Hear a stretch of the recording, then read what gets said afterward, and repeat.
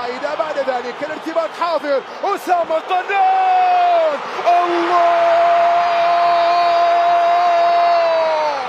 الله الله الله الله، أسامة طنان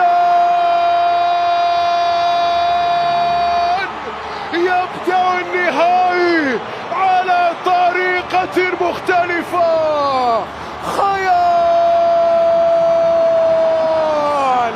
أسامة طنان يقص الشريط للمغرب الآن. أي كرة، أي جرأة، بأي طريقة يا أسامة طنان، يا أسامة فنان، يا أسامة احترم النهائي، يا أسامة يا رجل هذا نهائي. يا